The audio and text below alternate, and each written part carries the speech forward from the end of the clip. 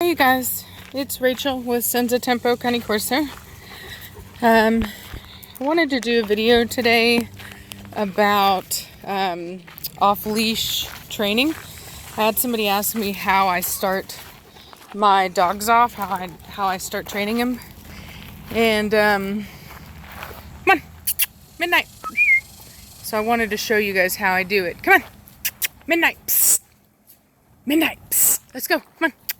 Good girl. Come on. Psst. All right, so we're going to try the walk away method. There we go. So, this is how I do it. I've got my male preacher on leash. I've got Midnight here off leash for the first time. And, we don't have, she's not leash trained yet, obviously. She's just 12 weeks old.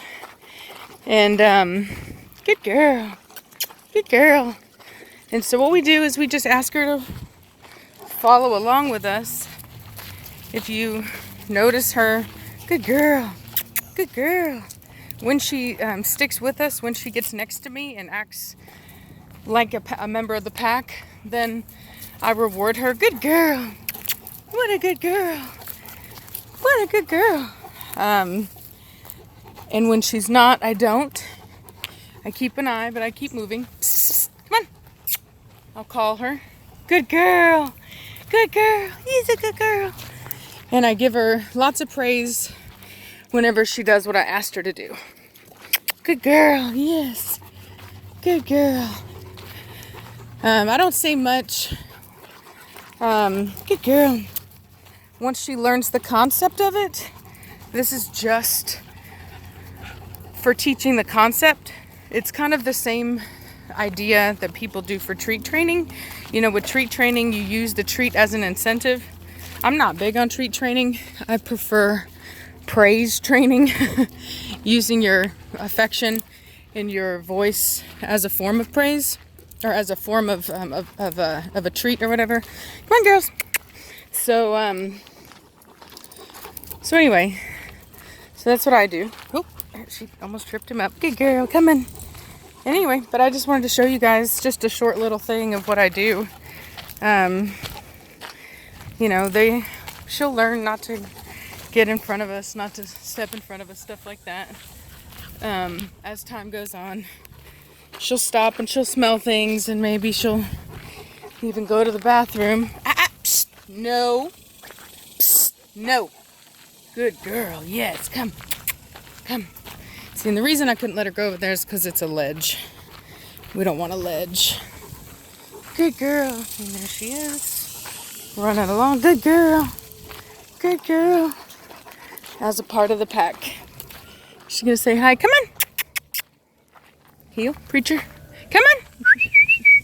Midnight, come. Good girl. Yes, good girl. Good girl. And I will actually let her say hi to people, because that's a part of socialization right now. She's just a toddler. Come on. There's bikes.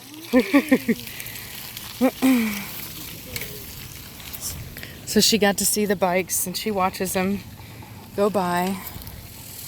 She gets to see that preacher's not freaking out. Midnight. I don't let her chase. Good girl. Good girl. Good girl. He's a good girl. Yes. And it's all been a really positive experience so far. She got to see some things that kind of startled her initially, but she got over it. Preacher, heel. And she was able to, over here, she was able to see those new things in a safe way that did not encourage aggression. Sit now. Quit pulling me around, preacher. See, preacher's excited because there's water here, and he wants to go in the water. All right, now sit, preacher. Now, good boy. You stay. You stay. Shh. See, stay. A lot of times he thinks that because I let go of oh, preacher, get back up here right now. That's bad, preacher. Now, you get up here right now, preacher. You heard what I said. Get up here now. Right now. Let's go. Hustle. Get up here now. Now. Now, I said, right here. Sit down. Right now. You stay. See, the thing is I did not release him. And he can't go. No. He thinks that I'm letting him go because I'm talking on the thing. And this is going to be a new learning experience for him to realize that just because I'm talking into this doesn't mean that he can do whatever he wants to do. And we haven't been out here long, so he's not hot enough for that to be an issue. If he was, you'd see his tongue hanging a lot farther out than it is.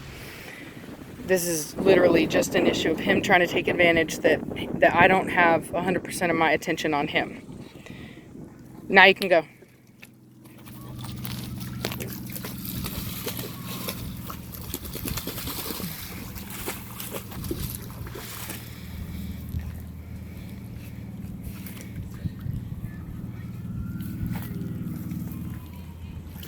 And as you saw, I didn't give up. When he didn't listen to me, when he didn't listen to my verbal commands, I just amped it up a little bit, you know. It's not an issue of me being mad. It's an issue of me emphasizing how serious I am and that he better get his hiney back up here. No different than you would if your children were not doing something you asked them to do. You're gonna raise the intensity level.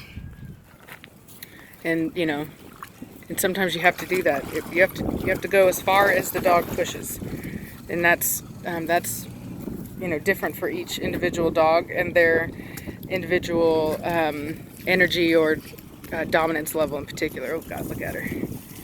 Look at her. She's trying hard. She's a good girl. She's a good girl.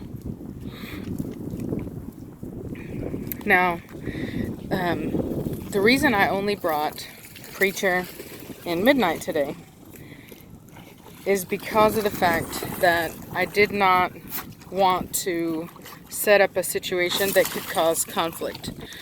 So I wasn't quite sure where we were going to go, and if I had brought Cashmere, Cashmere's going to want to protect her puppy, so if there had been other dogs, the likelihood that there could have been some type of drama gets escalated, and I don't have any backup today. You know, Alex isn't here. He's at work. It's just me. So instead of taking a risk, I decided not to. So I left her at home with her daughter, Blondie. And I didn't bring Velocity for the same reason. It's just me. And Velocity requires a level of training and handling that I cannot give to her at this very second, right? If I couldn't keep an eye on both her and Midnight and Preacher. So you have to be willing to work within your limitations and know when it's best to only work with a couple dogs versus all your dogs. And as somebody who really loves all their dogs, it's hard for me to even leave one of them at home. I want them all to be with me all the time, but unfortunately, just, you know, in my years of doing this, and especially of owning multiple dogs, I always have a pack. I have set myself up for failure enough times of being overwhelmed and having more dogs than I could handle to know that it's better to set reasonable, I almost fell down, to set reasonable expectations for yourself and for your dogs, and to work within your own personal, you know, limitations. So I can only handle X amount of dogs without it becoming frustrating for me, and then it doesn't work out training wise, because you can't be a frustrated mess when you're training dogs. You need to be able to handle your emotions and not get excitable, and, you know, because when you get upset, the dogs know you're upset, and that doesn't help. Come on. Oh, great. I'm going to have to get in there and get her, aren't I? Come on. Come on. Let's see, there's a scary moment. Good girl. Good girl. Good girl. Almost thought I was going to have to get in there and get you, girl. I almost thought I was going to have to get you. Yes, I did. Yes, I did. Are you okay? Are you okay? Yeah, are you okay? Oh, a good girl. Anyway, so there's some tidbits of information. A little bit of drama there for you. It was a close one.